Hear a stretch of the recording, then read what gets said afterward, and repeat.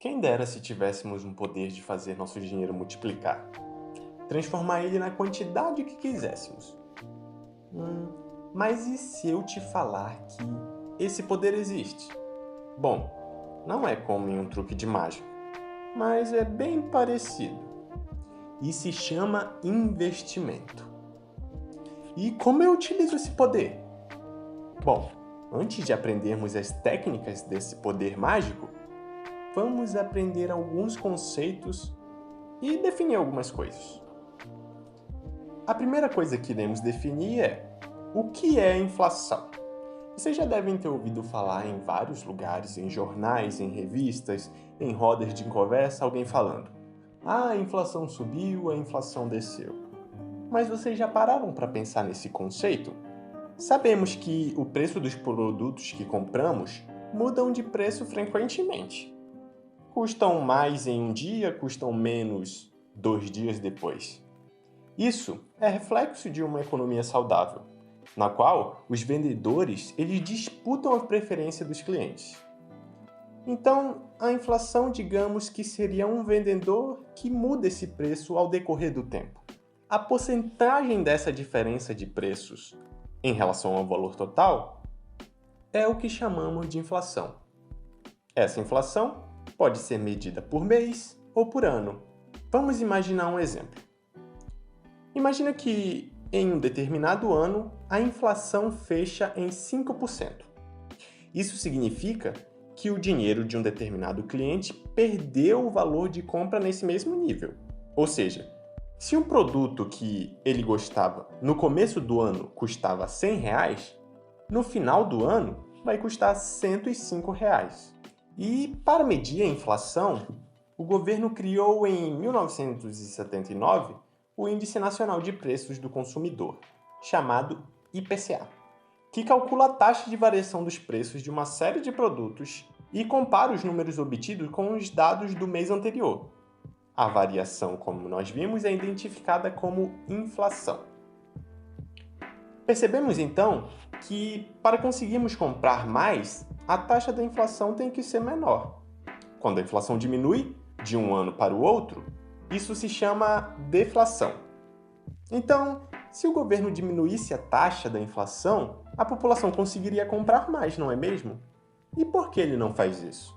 Vamos imaginar uma situação em que a inflação diminui drasticamente. Isso significa que o preço dos produtos diminuiu e as pessoas estão conseguindo comprar mais. Com as pessoas comprando, a demanda será maior.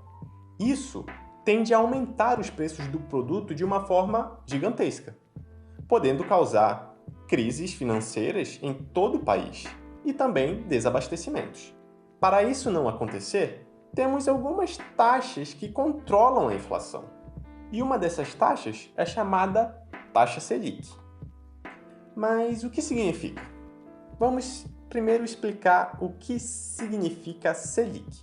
Selic significa Sistema Especial de Liquidação e Custódia. Essa palavra toda confusa significa a taxa básica de juros da economia brasileira. E uma das suas funcionalidades dessa taxa é controlar a inflação. Imagina que o governo quer arrecadar dinheiro. Então, como forma de arrecadar dinheiro, ele fala para uma determinada pessoa: "Olha, eu preciso de uma determinada quantia em dinheiro, você me empresta? Eu te pago e te pago com juros." Esses juros é chamado de taxa Selic e ele se baseia no IPCA que nós vimos anteriormente. Mas o que são esses empréstimos que o governo faz? Bom, para saber o que são esses empréstimos, nós vamos descobrir agora a nossa primeira forma de fazer mágica, ou a nossa primeira forma de fazer nosso dinheiro dobrar, que é investir. Bom, e o que são os empréstimos que o governo faz? Esses empréstimos nós chamamos de títulos do Tesouro Nacional, e eles são certificados de dívida emitidos e vendidos pelo próprio governo. Quem compra um título, ele ganha o direito de uma determinada data receber o valor de volta com acréscimo de juros. Ou seja, investir no Tesouro Nacional, portanto, é investir nesses títulos públicos emitidos pelo governo através do programa Tesouro Direto. Para ficar mais claro, vamos dar um exemplo. Imagina que uma pessoa está querendo investir R$ 30 e ela entra no Tesouro Direto e vê que o governo está pedindo emprestado R$ 30. Então, ela vai, todo mês, depositar R$ 30 para o governo em um determinado período de tempo. Ao final desse tempo, ela vai receber o valor que ela depositou, mais os juros acrescentados em cima desse valor. Se ela depositou R$ 30 durante 10 anos, e a taxa Selic, que é aquela que falamos um pouco mais cedo, estava 13,7% ao ano, no final desses 10 anos, ela vai ter um lucro de R$ 3.700. Ou seja, ela vai receber do governo R$ 7.300. Mas será que só temos vantagens em investir no Tesouro Direto? Bom, vamos ver agora. A principal vantagem de investir no Tesouro Direto é que eu posso tirar o dinheiro a qualquer momento. E é seguro, ou seja, o governo ele vai te pagar o dinheiro ao final de um período de tempo. Mas as principais desvantagens são: tem imposto de renda, ou seja, quando você receber o seu lucro, o dinheiro vai ficar com uma porcentagem dele. Não é muito, dependendo do tempo que você deixou lá, mas é uma porcentagem que fica com o governo. Tá, agora que sabemos a nossa primeira forma de fazer o dinheiro multiplicar, vamos descobrir a nossa segunda forma, que é investir em um CDB, ou Certificado de Depósito Bancário. Mas o que é isso? Em resumo, em vez de você estar emprestando dinheiro para o governo, você vai estar emprestando dinheiro para um banco. Basicamente é essa a principal diferença. O problema é que se o governo tem uma chance de não te pagar, um banco tem uma chance muito maior de não te pagar, né? Então por que eu devo investir em um CDB? Bom, os juros geralmente são maiores, ou seja, o seu lucro final, ao determinado período de tempo, será maior. Outra desvantagem é que você não pode tirar seu dinheiro a qualquer momento.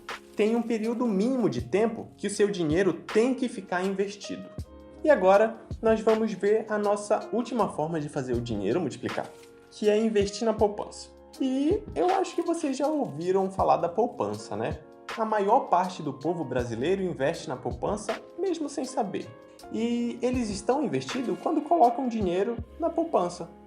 E dessas três que eu falei, Tesouro Direto, CDB e poupança, a que menos rende é a poupança. Hoje, o rendimento da poupança está ligado às taxas no mercado brasileiro e principalmente está ligado à taxa Selic, mas uma outra taxa chamada taxa referencial, que é uma taxa também que serve para controlar a inflação, mais ou menos como o funcionamento da Selic. Então, como funciona o rendimento da poupança? Se a taxa da Selic estiver acima de 8% ao ano, ele será 0,5% sobre o valor depositado mais a taxa referencial. E se a taxa Selic estiver abaixo de 8,5% ao ano, será 70% da taxa Selic mais a taxa referencial.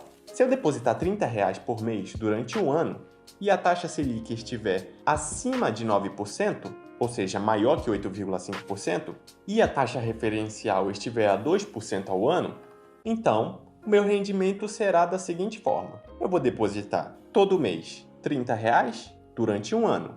12 vezes 30 é igual a 360. Esses 360 eu vou multiplicar por 0,5% mais 2% de 360, que é igual a R$ 9. Ou seja, eu tenho R$ 9 de lucro. Bem baixo, não é mesmo? Mesmo assim, eu estou multiplicando o meu dinheiro. Agora que nós sabemos como fazer essas mágicas, vamos praticar?